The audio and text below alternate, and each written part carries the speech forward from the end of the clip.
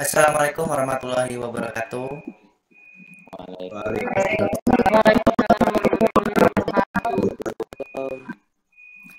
Baik, sebelumnya perkenalkan di sini saya sebagai moderator. Nama saya Sandi Saputra dari Prodi D4 Keperawatan Anestesiologi semester 4 kelas 4.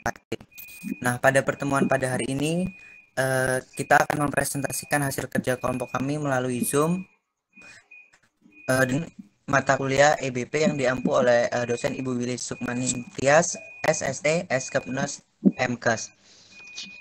Nah, untuk pada hari ini kita akan mempresentasikan hasil kerja kelompok kelas 4C dengan materi hemoroid, abses hati, laparotomi, dan juga limpektomi. Dan untuk mempersingkat waktu, untuk kelompok 1, saya persilahkan untuk mempresentasikan hasil kerja kelompoknya.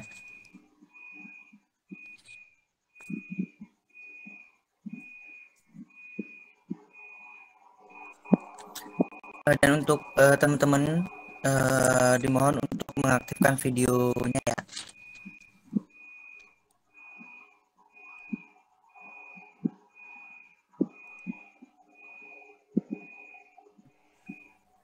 Oke.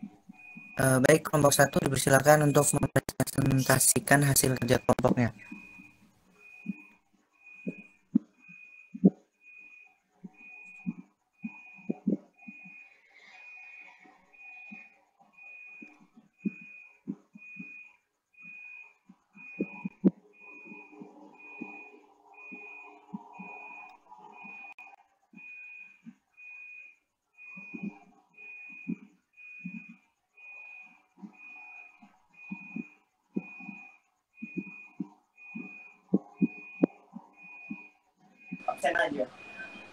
Asuhan keperawatan preoperatif.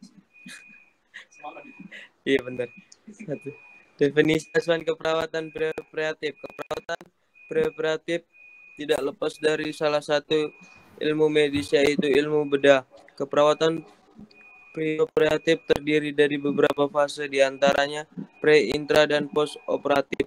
Asuhan keperawatan preoperatif merupakan asuhan keperawatan yang dilakukan secara berkesinambungan. Asuhan keperawatan dimulai dari praoperatif di bagian rawat inap, poliklinik, unit gawat darurat, yang kemudian dilanjutkan di kamar operasi oleh perawat preoperatif hingga pasien dioperasi atau intraoperatif.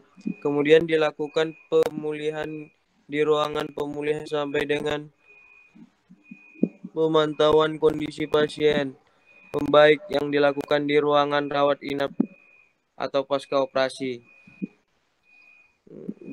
Pengkajian keperawatan preoperatif. Pengkajian dilakukan untuk menggali permasalahan pada pasien sehingga perawat dapat melakukan intervensi yang sesuai dengan kondisi pasien. Pengkajian pasien sebagai berikut. 1. Pengkajian praoperatif. 2. Pengkajian fase intraoperatif. 3. Pengkajian pasca operatif. Aku dulu. Kau enggak?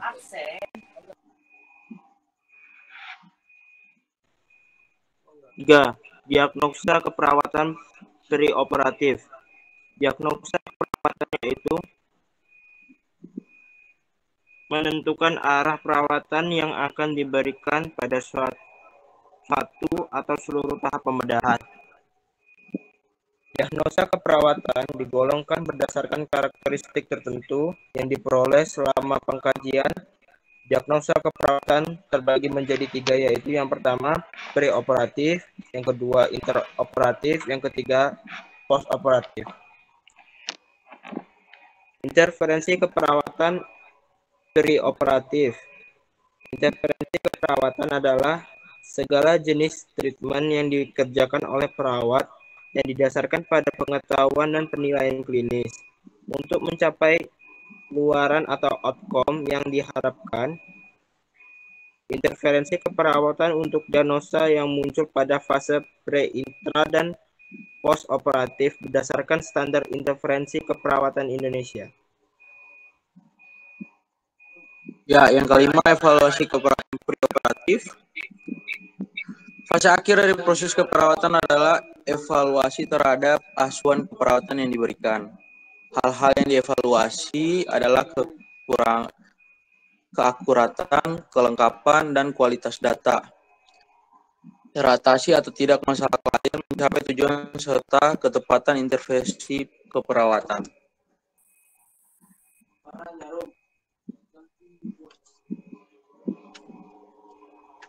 Definisi hemoroid. Hemoroid adalah pelebaran dan inflamasi pembuluh darah vena di daerah anus yang berasal dari plexus hemorrhoidalis. Hemoroid adalah pembesaran vena dari plexus venosus hemorrhoidalis yang diketemukan pada anal kanal. Yang kedua, etiologi hemoroid. Hemoroid timbul karena dilantasi pembengkakan atau inflamasi vena hemorrhoidalis yang disebabkan oleh faktor-faktor risiko atau pencetus seperti peningkatan tekanan intraabdomen karena tumor udut, tumor abdomen, kehamilan disebabkan tekanan jenis pada abdomen dan perubahan hormonal, usia tua, konstipasi kronik, diare akut yang berlebihan dan diare kronik, hubungan seks peranal, kurang minum air dan kurang makanan berserat, sayur dan buah, kurang olahraga dan imobilisasi.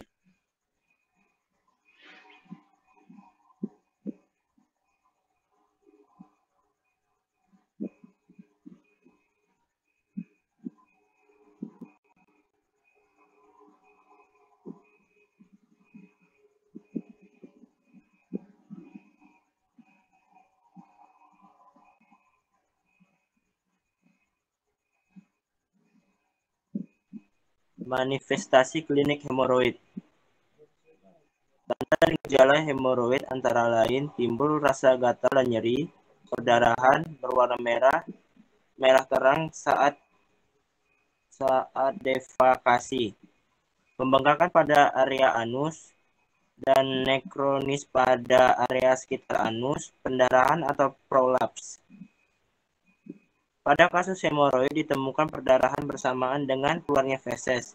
Jika ditemukan warna perdarahan anus berwarna gelap seperti terbiasanya, pendarahan bersumber dari saluran pencernaan atas karena sudah bercampur dengan sekresi lambung.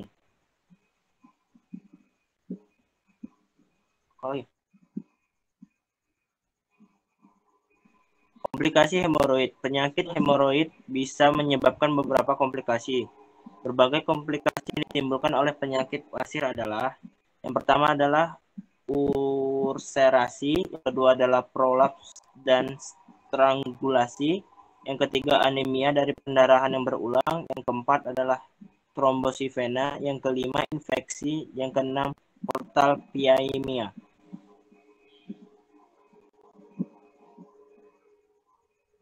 Kesimpulannya, hemoroid adalah pelebaran dan inflamasi pembuluh darah vena di daerah anus yang berasal dari plexus hemorrhoidalis. Vena di daerah anus yang berasal dari plexus hemorrhoidalis. Hemoroid merupakan pembesaran vena dari plexus venous hemorrhoidalis yang diketemukan pada anal kanal. Secara anoskopi, hemoroid dapat dibagi atas hemoroid eksternal dan hemoroid internal. Hemoroid eksternal merupakan pembesaran vena rectalis inferior yang terletak di bawah linea di antara dan ditutup epitel gepeng, anodem, serta kulit peranal. Hemoroid internal merupakan pembesaran vena yang berdilatasi pada plexus rectalis superior dan media yang timbul di atas linea dinata dan dilapisi oleh mukosa. Terima kasih. Oke. Baik, terima kasih untuk kelompok 1 yang sudah mempresentasikan hasil kerja kelompoknya. Mungkin dari teman-teman ada yang ingin ditanyakan sebelum next ke kelompok selanjutnya.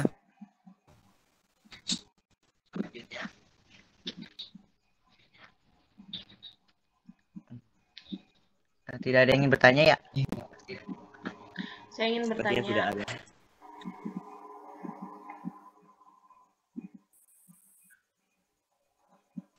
Iya, silakan Rena Fitri. Ya, tadi kan disebutkan hemoroid ya. Untuk hemoroid ini bagaimana cara cara penyembuhannya dan dengan pembedahan apa yang dilakukan?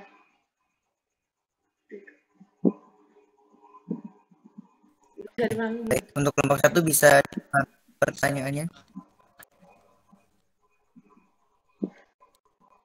Atau mau langsung dijawab? Ditampung terlebih dahulu. Tampung terlebih dahulu. Oke, baik, ditampung terlebih dahulu ya. Untuk selanjutnya lanjut ke kelompok 2 yaitu mengenai materi abses hati. Untuk kelompok 2 dipersilakan untuk mempresentasikan hasil kerja kelompoknya.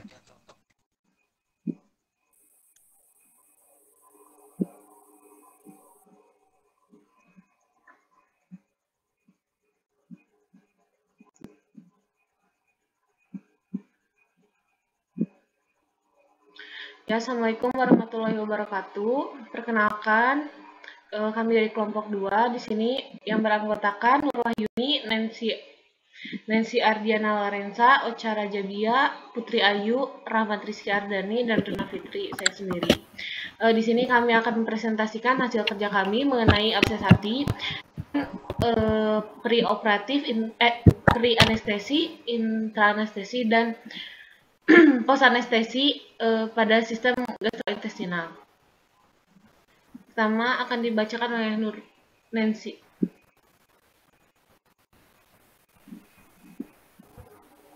Baiklah, untuk pengertiannya sendiri yaitu absen hati merupakan masalah kesehatan pada banyak negara di dunia, terutama di Asia dan Afrika.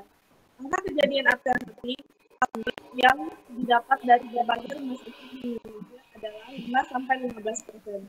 Pasien per tahun lebih sering ditemukan pada pria dibanding wanita dengan rasio 3-10 kali lipat dan sering mencapai antara usia 30 hingga 40 tahun.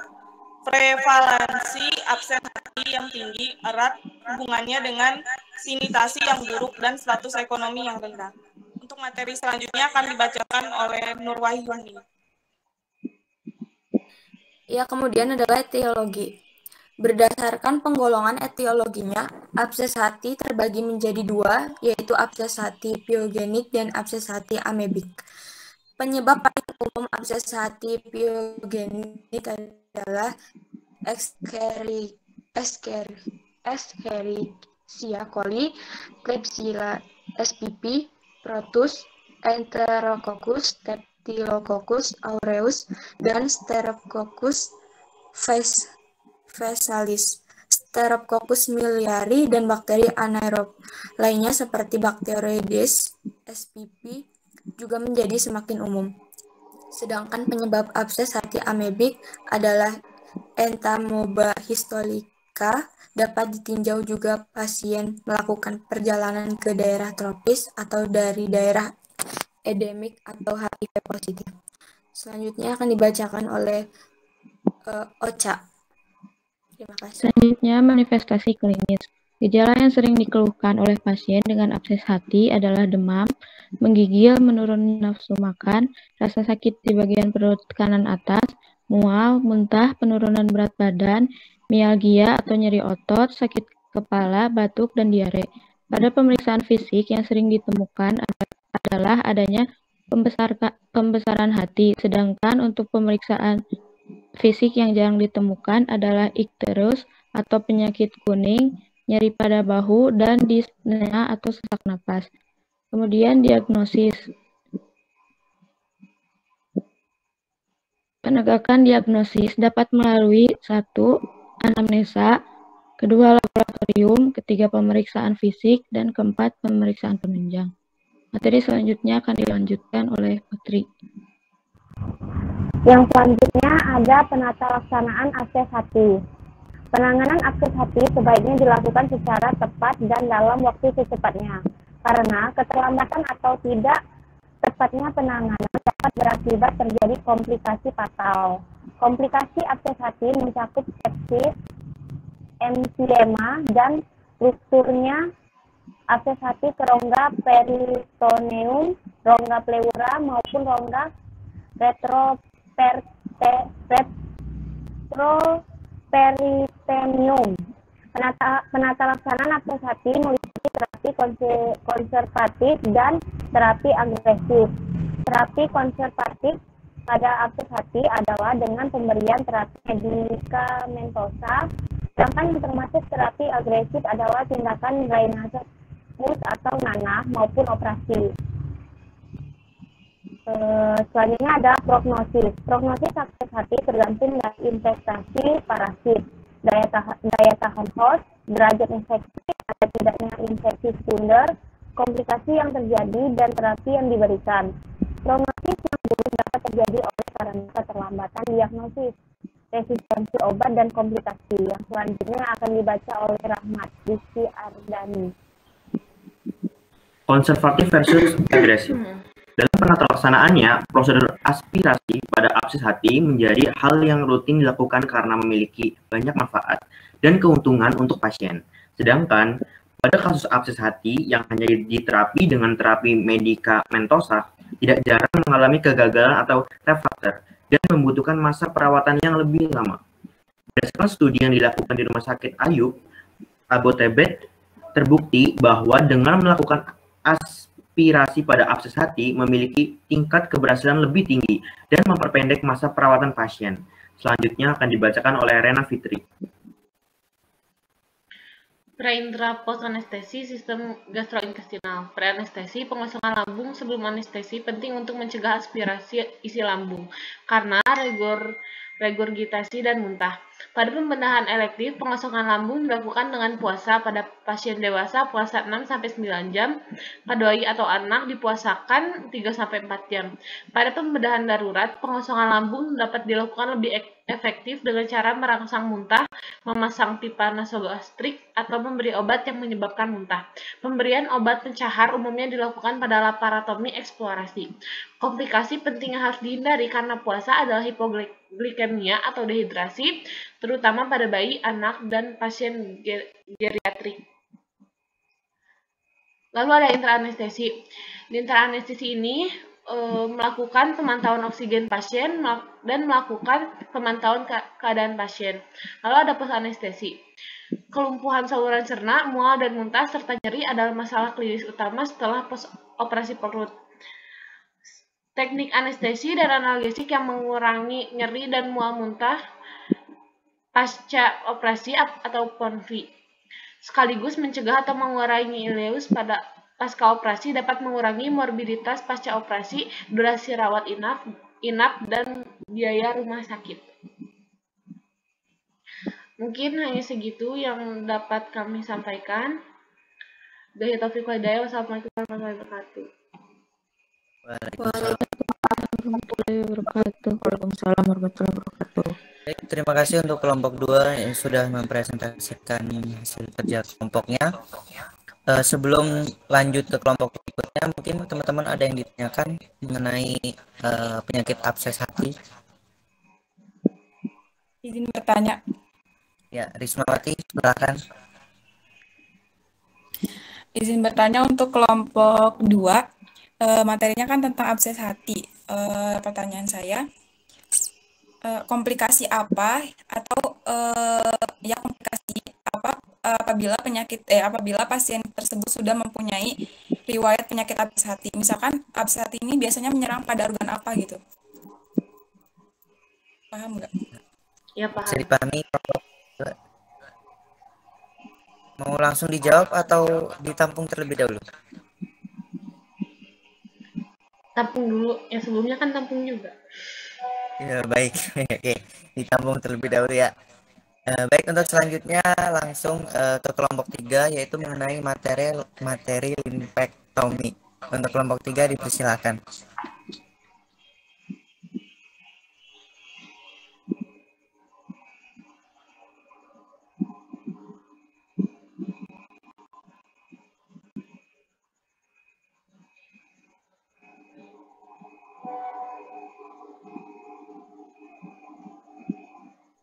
Baik, langsung aja ya. Assalamualaikum warahmatullahi wabarakatuh. Waalaikumsalam warahmatullahi wabarakatuh. Kami dari kelompok 3 dengan materi lumpektomi atau yang biasa disebut dengan kanker mamai. Sebelumnya di sini anggota kami ada Rifki Pratama Wahyu Aji, ada Rismawati, saya sendiri, kemudian ada Rizky Arianda Kataren, ada Rodian Sani, ada Sandi Putra, dan juga Santika Nesara.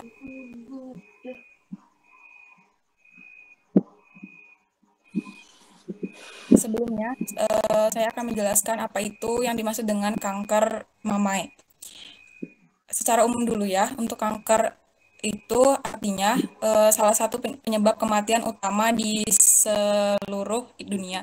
Pada tahun 2012, kanker menjadi penyebab kematian sekitar 8,2 juta orang. Kanker paru, hati, perut, kolorektal, dan kanker payudara adalah penyebab terbesar kematian akibat kanker setiap tahunnya. Itu menurut Kemenkes RI 2015. Sementara itu, kanker paru dan kanker payudara merupakan penyebab kematian tertinggi akibat kanker. Pada penduduk perempuan, kanker payudara masih menempati urutan pertama. Pada kasus baru dan kematian akibat kanker yaitu sebesar 43,3% dan 12,9% menurut Setiowati 2015. Kemudian, relevansi kanker payudara di Indonesia mengalami peningkatan berdasarkan Pusat Data dan Informasi Kementerian Kesehatan tahun 2016. Estimasi jumlah kasus baru dan jumlah kematian akibat kanker payudara tahun 2010 sampai 2015 ini terus-menerus mengalami peningkatan yang signifikan setiap tahunnya. Pada tahun 2014, peningkatan menjadi 1,290 kasus baru yang dengan kematian yaitu sekitar 227 pada tahun 2015 mengalami penurunan yaitu sebanyak 1.114 kasus dan meningkatkan kematian berjumlah 241 kematian. Itu menurut Kementerian Kesehatan Republik Indonesia tahun 2016.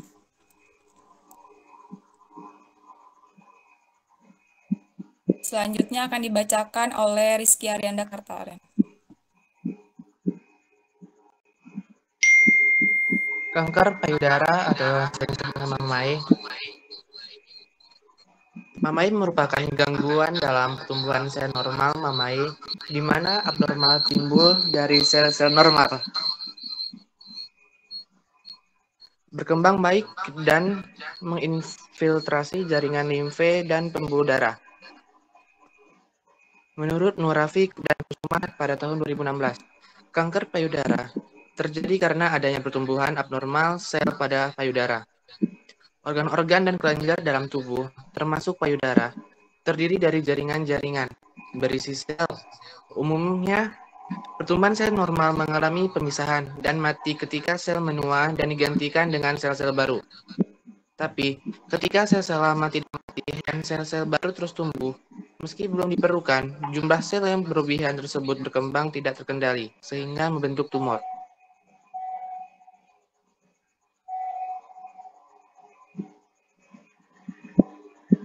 Etiologi kanker mamai. Kanker payudara memperlihatkan proliferasi keganasan sel epitel yang membatasi ductus atau lobus payudara. Pada awalnya hanya terdapat hiperplasia sel dengan perkembangan sel-sel yang atipikal dan kemudian berlanjut menjadi karsinoma in situ dan menginvasi stoma. Kanker membutuhkan waktu 7 tahun untuk tumbuh dari satu sel menjadi massa. Hormon steroid yang oleh ovarium juga berperan dalam pembentukan kanker payudara. Menurut estradiol dan progesteron mengalami perubahan dalam lingkungan seluler. Yang termasuk faktor risiko kanker payudara adalah yang jenis kelamin wanita, usia, riwayat keluarga, usia melahirkan anak pertama, riwayat menderita kanker payudara, predisposisi genetikal, radiasi pada usia di bawah 16 mempunyai risiko 100 kali, perubahan gaya hidup dan hormonal. Selanjutnya akan dibacakan oleh Rifki.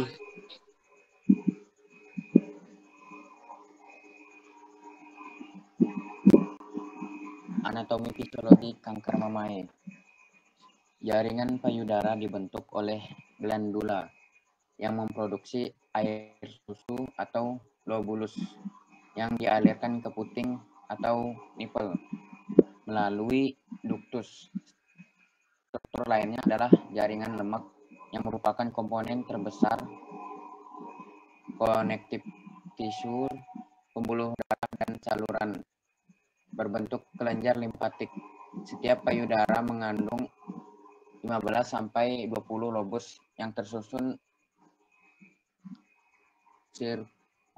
jaringan lemak atau subkutan adipos. Tisu yang membungkus lobus memberikan bentuk dan ukuran payudara.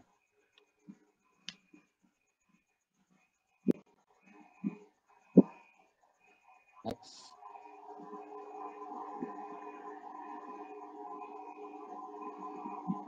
Untuk gambarannya itu. Next. Tanda dan gejala. Tanda dan gejala dari kanker mamae antara lain: pertama, ada benjolan yang di payudara dengan atau tanpa rasa sakit. Yang kedua, bentuk puting berubah, yang mana nipple atau puting terasa sakit terus-menerus dan mengeluarkan cairan atau darah, atau dalam bahasa Inggrisnya nipple discharge. Yang ketiga, ada perubahan pada kulit payudara, diantaranya berkerut seperti kulit jeruk, melekuk di dalam, dan ulkus. Yang keempat, adanya benjolan-benjolan kecil di dalam atau kulit payudara. Yang kelima, ada luka di puting payudara yang sulit sembuh. Yang keenam, payudara terasa panas, memerah, dan bengkak.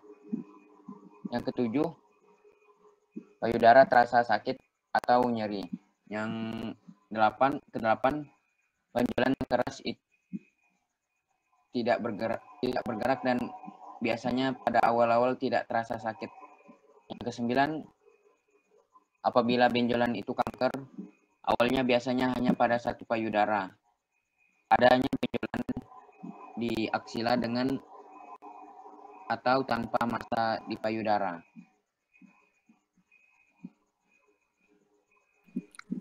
Selanjutnya, pemeriksaan penunjang akan saya jelaskan.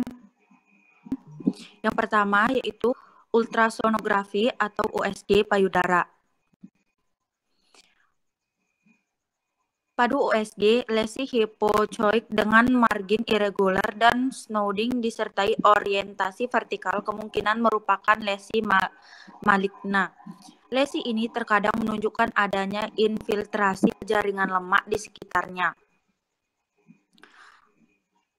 Kemudian, USG secara umum diterima sebagai metode terpilih untuk membedakan massa kistik dengan solid dan sebagai guide untuk biopsi. Di samping itu, untuk pemeriksaan pasien usia muda kurang dari 30 tahun. Yang kedua, mamografi. Mamografi memegang peranan mayor dalam deteksi dini kanker payudara. 75%. Kanker terdeteksi paling tidak 1 tahun sebelum munculnya gejala. Lesi dengan ukuran 2 mm sudah dapat dideteksi dengan mamografi. akurasi mamografi untuk prediksi malignasi adalah 70-80%.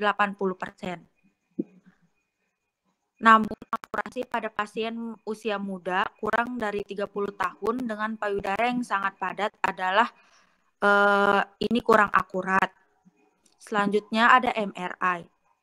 MRI sangat baik untuk deteksi lokal recurrence pasca atau augmentasi payudara dengan implan, deteksi multifecal cancer, dan sebagai tambahan terhadap mamografi pada kasus tertentu. MRI sangat berguna dalam screening pasien usia muda dengan payudara yang padat yang memiliki resiko kanker payudara yang tinggi. Sensitivitas MRI atau keakuratannya mencapai 98%. Selanjutnya ada biopsi. Biopsi pada payudara memberikan informasi sitologi dan histopatologi. Ini merupakan suatu prosedur diagnosis awal untuk evaluasi lesi kistik. Masa persisten atau rekuren setelah aspirasi berulang adalah indikasi untuk biopsi terbuka atau insisi atau eksisi. Selanjutnya ada bone scan atau fototorak atau USG abdomen. Pemeriksaan bone scan bertujuan untuk evaluasi metastasisi di tulang. Bone scan secara rutin tidak dianjurkan pada stadium dini yang asimptosis karena berdasarkan beberapa penelitian hanya 2% hasil yang positif pada kondisi ini. Berbeda halnya dengan simptom stadium 3. Insiden positif bone scan mencapai 25%, oleh karenanya pemeriksaan bone scan secara rutin sangat bermanfaat. Yang selanjutnya, pemeriksaan laboratorium dan marker. Pemeriksaan laboratorium darah yang dianjurkan adalah pengecekan darah rutin, alkalin, fosfates, SGPT, dan tumor marker. Tumor marker untuk kanker payudara yang dianjurkan adalah carcinobryonic antigen atau CA, cancer antigen CA, dan ya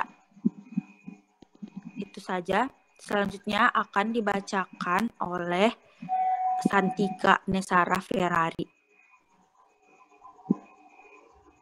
Ya, untuk penata laksanaan medisnya, yaitu ada operasi atau pembedahan, kemoterapi, radioterapi, dan hormonal terapi. Nah, pada operasi merupakan modalitas utama untuk penata laksanaan kanker payudara. Modalitas ini memberikan kontrol kolektogenel yang dapat dibuktikan dengan pemeriksaan histopatologi, dan dari spesimen operasi dapat ditentukan tipe dan grading tumor, status kelenjar getah, bening aksilia, faktor prediktif, dan faktor progonis tumor. Semua faktor bisa dipengaruhi dari modalitas yang lain. Untuk dari yang kemoterapi, adalah penggunaan obat anti kanker atau sitotastika untuk menghancurkan sel kanker. Obat ini umumnya bekerja dengan menghambat atau mengganggu sintesa DNA dalam siklus sel. Pengobatan kemoterapi bersifat sistematik, berbeda dengan pembedahan atau radiasi yang lebih bersifat lokal atau setempat. Kemudian ada yang menggunakan radioterapi, merupakan modalitas terapi yang cukup penting pada kanker payudara. Mekanisme utama kematian sel karena radiasi adalah kerusakan DNA dengan gangguan proses replikasi. RT menurunkan jangan panjang penderita kanker payudara. Walaupun beberapa studi memperlihatkan bahwa setelah kemoterapi menghasilkan long-term survival yang lebih baik dibanding sebaliknya. Namun, studi terbaru oleh Bellon et al. Dan Joint Center memperlihatkan tidak adanya perbedaan bermakna antara kemoterapi pertama dan RT pertama. Kemudian ada hormonal terapi yang mulai dikembangkan sejak 1 abad yang lalu, masih paling efektif dan paling jelas targetnya dari terapi sistematik untuk kanker payudara. Ya, next. Kemudian ada stadium pada kanker payudara. Ada stage 0. Pada stage ini, sel kanker payudara tetap di dalam kelenjar payudara tanpa invasi ke dalam jaringan payudara normal yang berdekatan. Kemudian ada stage 1. Pada stage ini, terdapat tumor dengan ukuran 2 cm atau kurang dan batas yang jelas. Kemudian stage 2A, pada stage ini tumor tidak ditemukan pada payudara, tapi sel-sel kanker ditemukan di kelenjar getah bening di ketiak atau tumor dengan ukuran 2 cm atau kurang dan telah menyebar ke kelenjar getah bening, atau tumor yang lebih besar dari 2 cm tapi tidak lebih besar dari 5 cm dan belum menyebar ke kelenjar getah bening ketiak. Kemudian ada stage 2B. Pada stage ini, tumor dengan ukuran 2-5 cm dan telah menyebar ke kelenjar getah bening yang berhubungan dengan ketiak, atau tumor yang lebih besar dari 5 cm tapi belum menyebar ke kelenjar getah bening ketiak. Kemudian ada stage 3A. Pada stage ini tidak ditemukan tumor di payudara. Kanker ditemukan di kelenjar getah bening ketiak melekat bersama atau dengan struktur lainnya. Atau kanker ditemukan di kelenjar getah bening di dekat dengan tulang dada atau dengan tumor ukuran berapapun yang telah menyebar ke kelenjar getah bening, terjadi pelengketan dan struktur lainnya. Atau kanker ditemukan di kelenjar getah bening di dekat tulang dada. Kemudian ada stage 3B. Pada stage ini, tumor dengan ukuran tertentu dan telah menyebar ke dinding dada atau kulit payudara dan mungkin telah menyebar ke kelenjar getah bening ketiak yang terjadi pelekatan dengan struktur lainnya. Atau kanker mungkin telah menyebar ke kelenjar getah bening di dekat tulang dada. Kanker payudara berinflamasi dipertimbangkan paling tidak pada tahap 3B. Kemudian ada stage 3C. Pada stage ini, ada atau tidak tanda kanker di payudara mungkin telah menyebar ke dinding dada atau kulit payudara, dan kanker telah menyebar ke kelenjar getah bening, baik di tulang belakang, dan kanker mungkin telah menyebar ke kelenjar getah bening ketiak atau ke kelenjar getah bening yang di dekat tulang dada. Kemudian ada stage 4. Pada stage ini kanker telah menyebar atau metastasitis ke bagian lain dari tubuh. Ya, yang selanjutnya akan dibacakan oleh Sandi Saputra.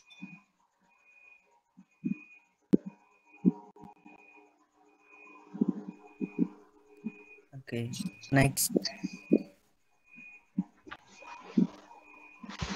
Baik, untuk kesimpulan mengenai lumpektomi, yaitu dalam kasus ini pengkajian yang didapatkan saat pre-operasi adalah pasien merasa cemas karena akan menjalani prosedur operasi yang ditandai dengan pasien mengatakan merasa cemas dengan tindakan operasi yang akan dilakukan dan banyak bertanya. Diagnosa yang muncul saat pre-operasi adalah ansietas berhubungan dengan prosedur tindakan operasi. Kemudian intervensi yang dilakukan untuk diagnosa kecemasan pre-operasi adalah monitor tanda-tanda vital, ciptakan suasana terapeutik untuk menumbuhkan kepercayaan. Kemudian temani pasien untuk mengurangi kecemasan dan ajarkan teknik relaksasi nafas dalam. Kemudian untuk evaluasinya, yaitu untuk pre-operasi dengan kecemasan, masalah teratasi ditandai dengan pasien tampak tenang dan rileks dan mempraktikkan teknik nafas dalam. Mohon maaf tadi menambahkan yang kelewat di bagian tahap-tahap pemberian asuhan keperawatan. Bisa di bagian tahap.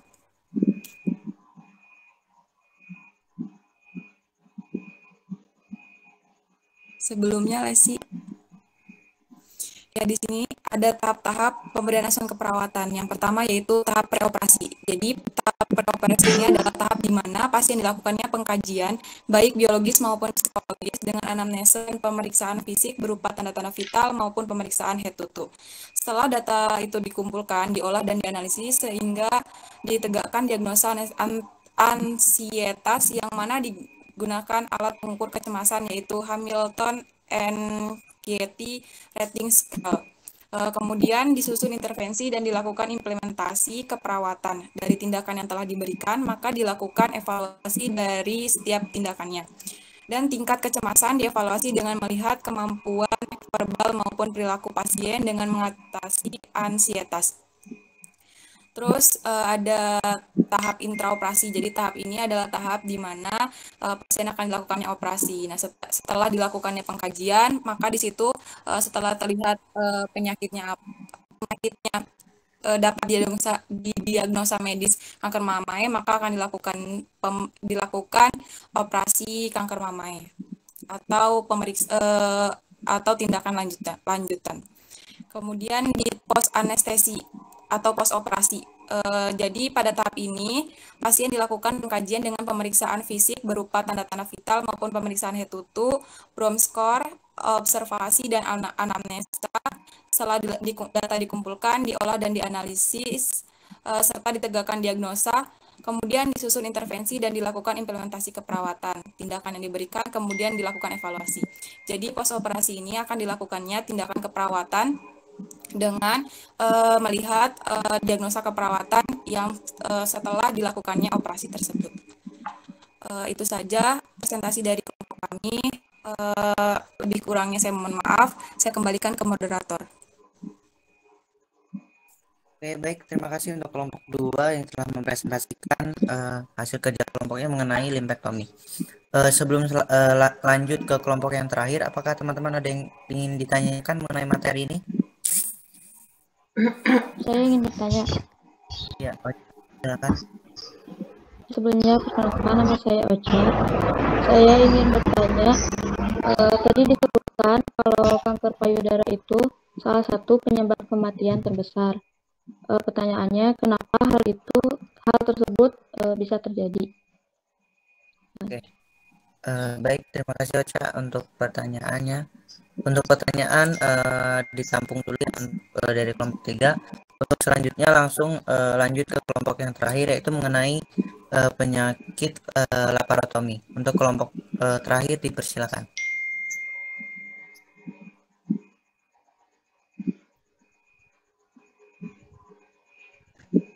Assalamualaikum warahmatullahi wabarakatuh.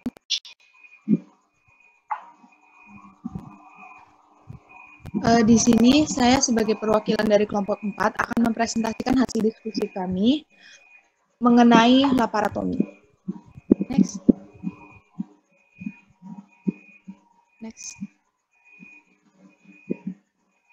Oke. Laparotomi adalah salah satu prosedur pembedahan mayor dengan cara melakukan penyayatan pada lapisan dinding abdomen untuk mendapatkan organ dalam abdomen yang mengalami masalah, misalnya kanker, pendarahan, obstruksi, dan perforasi.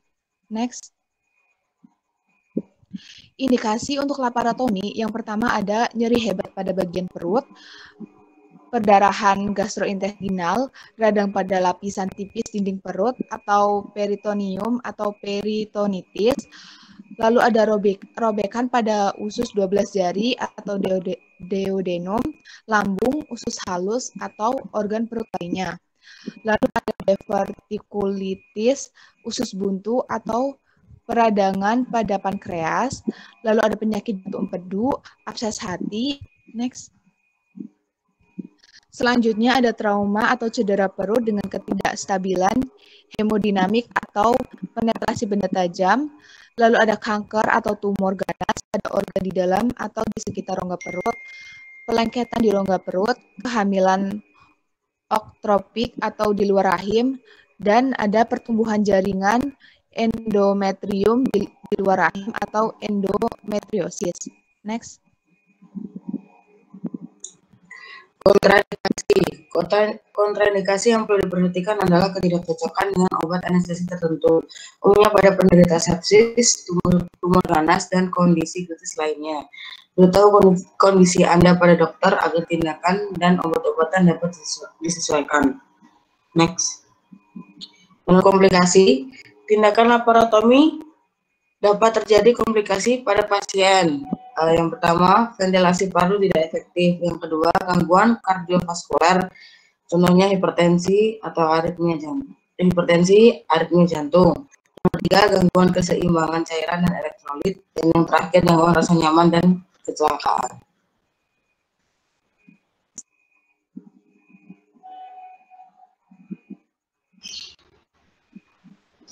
Jenis laparotomi. Jenis laparotomi berdasarkan indikasinya diantaranya 1. Adrenektomi atau pengangkatan salah satu atau kedua kelenjar adrenalin. Yang kedua, appendektomi, operasi pengangkatan appendix.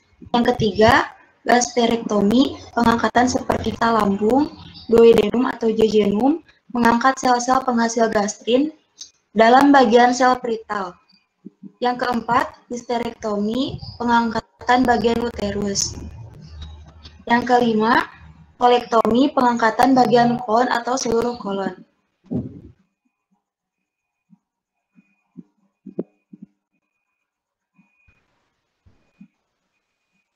Yang keenam, pankreatomi, pengangkatan pankreas. Yang ketujuh, seksio sesaria, pengangkatan janin dengan membuka dinding ovarium melalui abdomen. Yang selanjutnya, siksektomi, operasi pengangkatan kandung kemih. Salpigo ovarektomi, pengangkatan salah satu atau dua tuba falopi dan ovarium.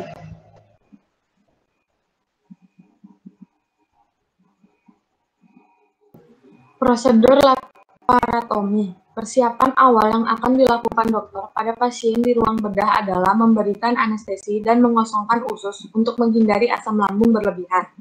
Dengan menggunakan kateter, obat anestesi umumnya diberikan melalui cairan infus agar pasien selalu dalam keadaan tertidur selama tindakan.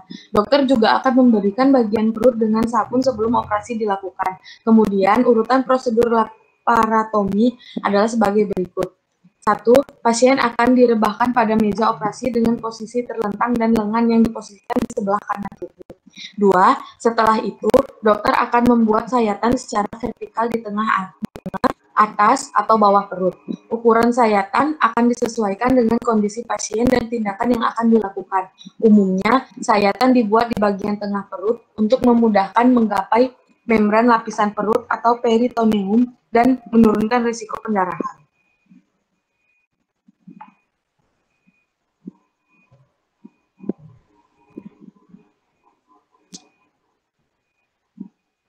Prosedur laparotomi.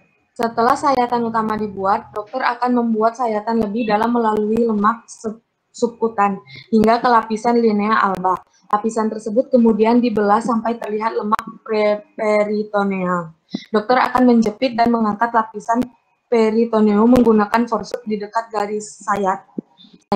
Tahapan ini akan dilakukan dengan perlahan-lahan agar tidak melukai usus atau organ lainnya. Tahapan berikutnya adalah melakukan eksplorasi. Di sini dokter akan memeriksa jika terdapat pendarahan, robekan, cedera, tumor, atau kelainan organ internal lainnya. Tindakan lanjutan seperti pembersihan dan pembilasan rongga perut menggunakan kateter, penjahitan organ yang bocor, atau pegangan tumor akan dilakukan. Kemudian, setelah seluruh proses dilakukan, dokter akan memeriksa kondisi organ perut dan sekitarnya sebelum menjahitnya kembali. Dinding perut bisa dijahit menggunakan pedang bedah dengan daya serap rendah atau polipropilen, atau dengan daya serap baik atau polidioxanon. Umumnya, jahitan akan dimulai dari jarak 1 cm dari ujung linea alba, kemudian dilanjutkan menjahit di antara sayatan yang dibuat. Kemudian, jika pasien mengalami pembengkakan atau pengembungan usus, dokter akan melakukan penjahitan sementara untuk menghindari komplikasi pasca operasi. Setelah peningkatan tekanan intraabdomen atau IAP, gangguan pernapasan karena adanya penekanan ke diafragma dan rongga dada, rasa nyeri pada perut atau robekan pada jahitan. Jahitan sementara tersebut akan diperkuat saat pembengkakan sudah berkurang. Kemudian sesaat setelah tindakan laparotomi dilakukan, pasien akan dipindahkan ke ruang perawatan untuk observasi lebih lanjut. Bagi pasien yang melakukan laparotomi darurat, dokter mungkin akan memindahkan pasien ke ruang ICU agar dapat dipantau secara intensif. Dokter akan memberikan obat pereda rasa nyeri seperti paracetamol atau morfin sesuai dengan tingkat nyeri yang dialami oleh si pasien. Obat antiemetik juga akan diberikan untuk mengurangi rasa kembung dan mual. Fisioterapi dan olahraga ringan mungkin akan dianjurkan, khususnya bagi pasien yang menjalani tindakan laparotomi darurat untuk mengembalikan kekuatan tubuh dan menghindari resiko penggumpalan darah.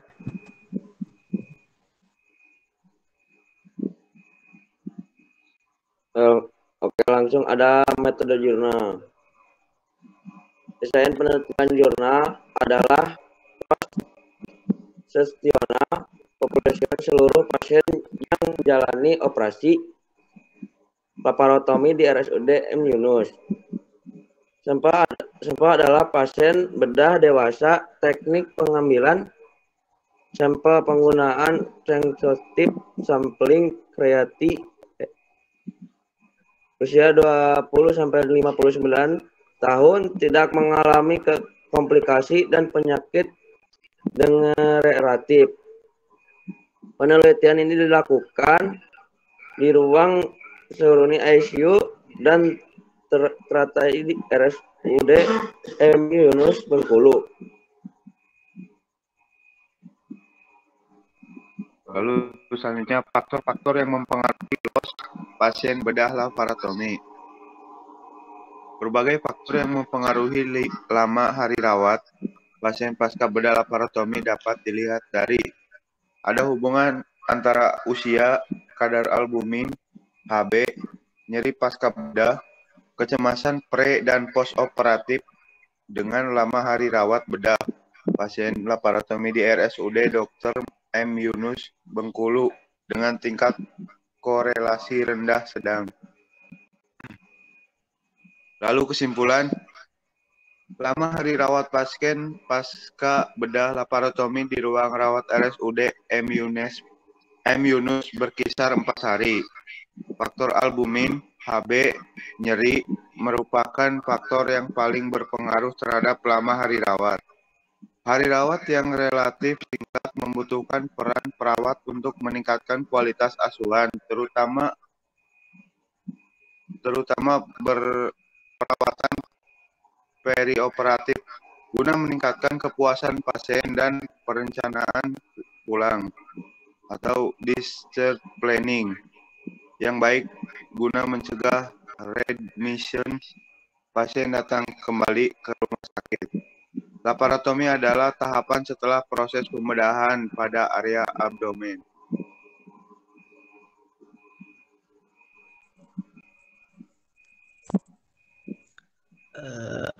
Baik, terima kasih untuk kelompok 4 yang sudah menjelaskan materinya mengenai laparotomi. Mungkin dari kelompok lain ada yang ingin ditanyakan mengenai materi ini?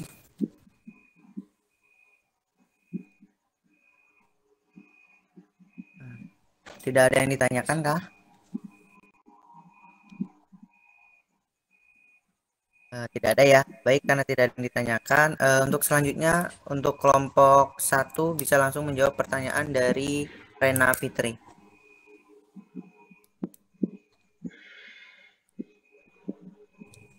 Baik, saya akan menjawab pertanyaan dari Rena.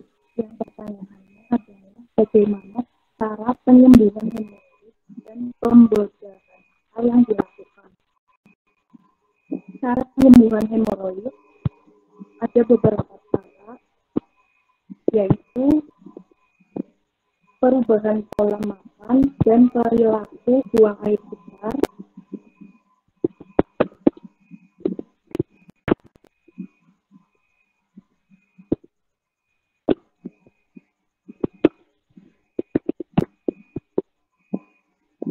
obat-obat yang bisa dibeli secara bebas, pemakaian krim kortikosteroid, obat pereda nyeri, obat pencahar atau laksatif, pengikatan atau ligasi hemoroid, suntikan steroid, yang terakhir koagulasi intrameral.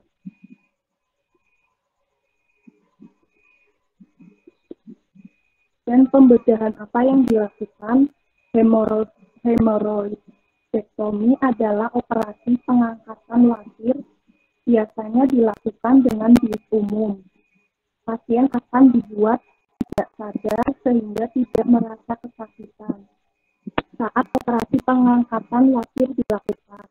Hemoroidektomi konvensional melibatkan sayatan kecil di anus untuk memotong hemoroid. Sudah.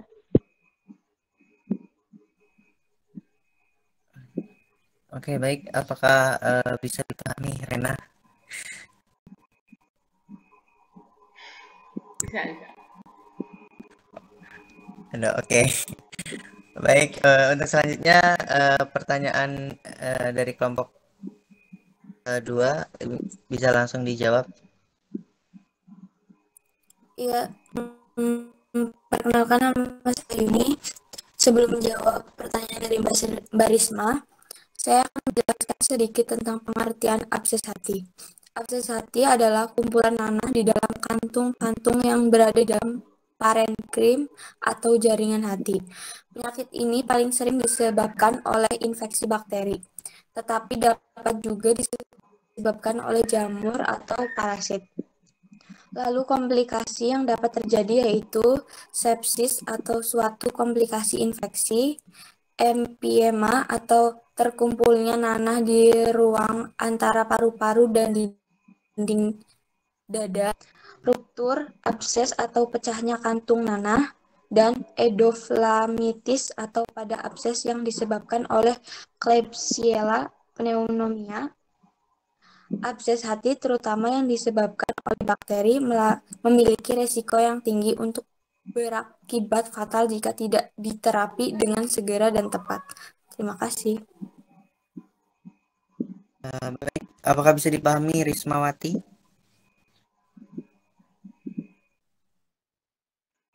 Mohon maaf, jadi komplikasinya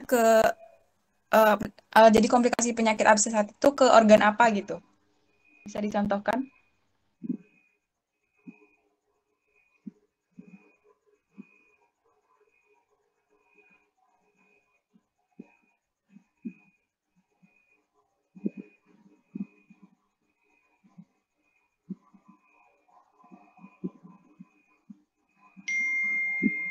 Sebentar, Mbak Risma. Oke. Ini tadi kan disebutin ya, ada empiema. Empiema itu terkumpulnya nanah di ruang antara paru-paru dan dinding dada. Jadi bisa juga komplikasinya ke paru-paru gitu. Udah mengerti belum? Oh, jadi komplikasinya ke paru-paru ya? Bisa ada yang ke paru-paru. Karena kan abses hati itu terkumpulnya nanah di hati kan. Di apa sih? Di lubang-lubang hati yang itu loh. Ya di dalam parenkim jaringan hati. Nah, kalau udah terlalu banyak nanti bisa ke paru-paru gitu, ke antara paru-paru sama dada si nanahnya. Paham? Iya. Makasih Rena, Ayu. Oke, baik, terima kasih untuk jawabannya dari Rena dan Ayu. Untuk selanjutnya pertanyaan dari Ustaz Bia dari kelompok 3, silakan untuk menjawab pertanyaannya. Assalamualaikum warahmatullahi wabarakatuh. Saya Rodan Sani. Saya akan menjawab pertanyaannya Mbak Ocha ya tadi. Kan Mbak Ocha nanya tuh kenapa penyakit kanker payudara merupakan salah satu penyebab kematian utama di seluruh dunia. Oke, kita disclaimer dulu. Jadi kanker payudara menjadi penyebab utama kematian itu dikarenakan menurut survei kebanyakan wanita datang terlambat untuk melakukan pengobatan. Mengapa demikian? Kanker ini sering menyebabkan kematian karena umumnya penyakit ini tidak menimbulkan gejala pada awal-awal kembangnya, sehingga baru terdeteksi atau para wanita ini mendatangi pusat kesehatan saat sudah munculnya gejala. Sebagaimana dijelaskan sebelumnya oleh kelompok kami bahwa ada beberapa faktor risiko yang menyebabkan timbulnya gejala-gejala tersebut seperti jenis kelamin wanita. Selanjutnya ada riwayat keluarga. Pasien dengan riwayat keluarga tingkat pertama seperti ibu dan saudara kandung mempunyai resiko 4-6 kali lebih beresiko dibanding wanita yang tidak memiliki faktor keturunan yang pernah menderita kanker payudara. Selanjutnya ada riwayat menderita kanker payudara. Jadi seperti itu ya. Saya jelaskan secara lebih simpelnya lagi, kanker ini tuh sulit terdeteksi pada awal munculnya penyakit itu sulit terdeteksi karena dia tidak memiliki gejala yang pasti pada saat stadium awal itu. Jadi orang-orang itu memeriksakan kesehatannya saat sudah berada di stadium yang lanjut gitu.